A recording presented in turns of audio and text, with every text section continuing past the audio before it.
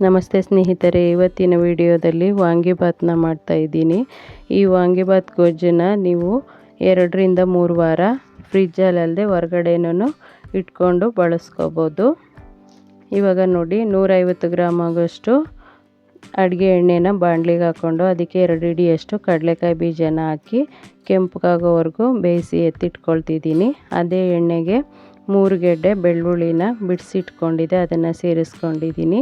ಹಾಗೆ 1 ಟೇಬಲ್ ಸ್ಪೂನಷ್ಟು ಜೀರಿಗೆ, 1 ಟೇಬಲ್ ಸ್ಪೂನಷ್ಟು ಸಾಸಿವೆ, ಹಾಗೆ 1 ಹಿಡಿಯಷ್ಟು ಕಡಲೆಬೇಳೆ ಉದ್ದಿನಬೇಳೆನ ಸೇರಿಸ್ಕೊಂಡಿದ್ದೀನಿ. ಹಾಗೆ 10 ಒಣಮೆಣಸಿನ್ಕಾಯಿ, ಗುಂಟೂರು ಒಣಮೆಣಸಿನ್ಕಾಯಿ ಮುರಿದು ಸೇರಿಸ್ಕೊಂಡಿದ್ದೀನಿ.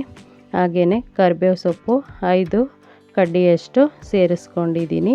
ಹಿಂಗನ್ನು ಹಾಕ್ಕೊಂಡಿದ್ದೀನಿ. ಹಾಕ್ಕೊಂಡು ಹುರ್ಕೊಳ್ತೀನಿ.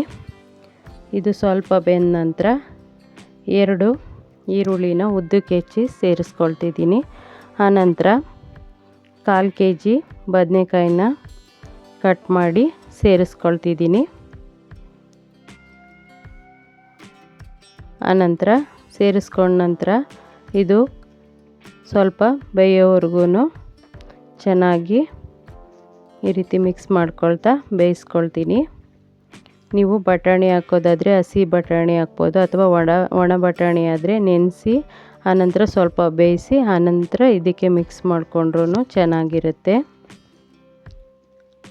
ಈ ರೀತಿ ಬದನೆಕಾಯಿ ಸ್ವಲ್ಪ ಕಲರ್ ಚೇಂಜ್ ಆಗೋವರೆಗೂ ಬೇಯಿಸ್ಕೊಂಡ ನಂತರ ನಾನು ಹುಣಸೆ ಹಣ್ಣನ್ನು ರಸನ ಸೇರಿಸ್ಕೊಳ್ತೀನಿ. ನಾನಿಲ್ಲಿ ಹುಣಸೆಹಣ್ಣು 3 ನಿಂಬೆ ಹಣ್ಣಿನ ಗಾತ್ರದಷ್ಟು ಹುಣಸೆ ಹಣ್ಣನ್ನು ಬಿಸಿನೀರಿಗೆ ನೆನೆಸಿ ಇಟ್ಕೊಂಡಿದ್ದೀನಿ, ಬೇಗ ರಸ ಬಿಡುತ್ತೆ ಅನ್ನೋದಕ್ಕೋಸ್ಕರ.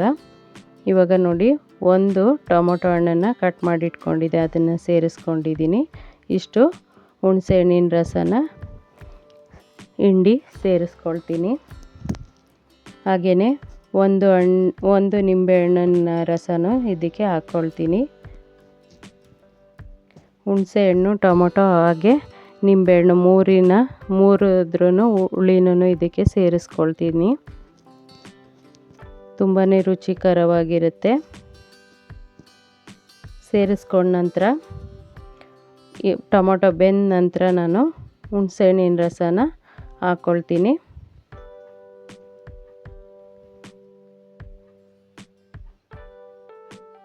ಹುಣಸೆ ಹಣ್ಣಿನ ರಸ ಹಾಕಿ ಮಿಕ್ಸ್ ಮಾಡ್ಕೊಳ್ತಾ ಬೇಯಿಸ್ಕೊಳ್ತೀನಿ. ನಾನಿಲ್ಲಿ 2 ಪ್ಯಾಕೆಟು MTR ವಾಂಗಿಬಾತ್ ಪೌಡ್ರನ್ನ ಹಾಕ್ಕೊಂಡಿದ್ದೀನಿ. ಆನಂತರ ರುಚಿಗೆ ತಕ್ಕಷ್ಟು ಪುಡಿ ಉಪ್ಪನ್ನ ಸೇರಿಸ್ಕೊಳ್ತಿದ್ದೀನಿ. ಸೇರಿಸ್ಕೊಂಡು ಮಿಕ್ಸ್ ಮಾಡಿ ಬೇಯಿಸ್ಕೊಳ್ತೀನಿ. ಇದು ಸೈಡಲ್ಲೆಲ್ಲ ಎಣ್ಣೆ ಬಿಡೋವರೆಗೂ ಬೇಯಿಸ್ಕೋಬೇಕು.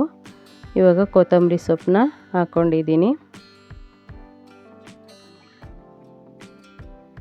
ಹಾಕ್ಕೊಂಡ ನಂತರ ಮಿಕ್ಸ್ ಮಾಡ್ಕೊಳ್ತಾ ಬೇಯಿಸ್ಕೊಳ್ತೀನಿ.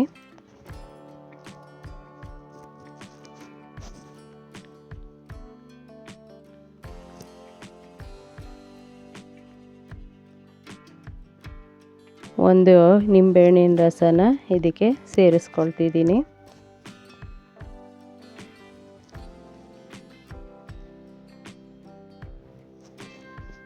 ಸೇರಿಸ್ಕೊಂಡು ಎಣ್ಣೆ ಎಲ್ಲ ಚೆನ್ನಾಗಿ ಬಿಡಬೇಕು, ಅಲ್ಲಿವರೆಗೂ ಬೇಯಿಸ್ಕೊಳ್ತೀನಿ.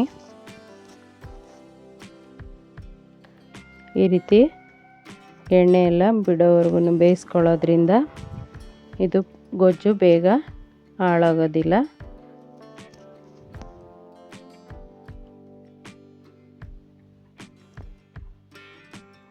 ಈ ರೀತಿ ಮಿಕ್ಸ್ ಮಾಡ್ಕೊಳ್ತಾ ಮಧ್ಯಮ ಉರಿನಲ್ಲಿ ಬೇಯಿಸ್ಕೊಂಡು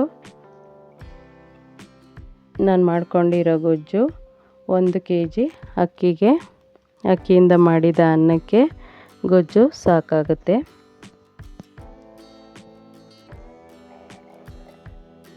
ನಾನಿಲ್ಲಿ 1.5 ಲೋಟ ಅಕ್ಕಿಗೆ ಅನ್ನ ಮಾಡ್ಕೊಂಡಿದ್ದೆ, ಅದಕ್ಕೆ ಗೊಜ್ಜನ್ನ ಹಾಕ್ಕೊಂಡು ತಣ್ಣಗಾಗೋದಕ್ಕೆ ಇಟ್ಟಿದ್ದೆ ಅನ್ನನ. ಅದಕ್ಕೆ ಗೊಜ್ಜನ್ನ ಹಾಕ್ಕೊಂಡು ಹಾಗೆ ಕಡಲೆಕಾಯಿ ಬೀಜ ಸ್ವಲ್ಪ ಹಾಕ್ಕೊಂಡು ಮಿಕ್ಸ್ ಮಾಡ್ಕೊಳ್ತಿದ್ದೀನಿ. ಈ ರೀತಿ ಚೆನ್ನಾಗಿ ಮಿಕ್ಸ್ ಮಾಡಿದ್ರೆ ವಾಂಗಿಬಾತ್ ರೆಡಿ ಆಗುತ್ತೆ.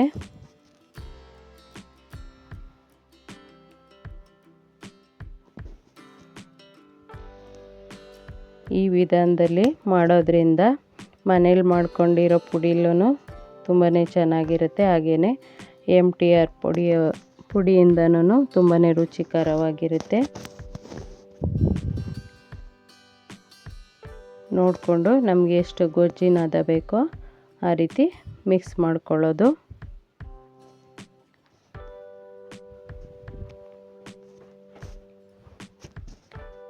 ಸ್ನೇಹಿತರೆ, ಈ ವಿಡಿಯೋ ಇಷ್ಟ ಆಗಿದರೆ ಪ್ಲೀಸ್ ಲೈಕ್ ಮಾಡಿ, ಮರೀದೆ ಕಮೆಂಟ್ ಮಾಡಿ. ಮೊದಲನೇ ಬಾರಿಗೆ ನಮ್ಮ ವಾಹಿನಿನ ನೋಡ್ತಾ ಇದ್ದರೆ ಪ್ಲೀಸ್ ಸಬ್ಸ್ಕ್ರೈಬ್ ಮಾಡಿಕೊಂಡು ನೋಡಿ. ಧನ್ಯವಾದಗಳು ಸ್ನೇಹಿತರೆ.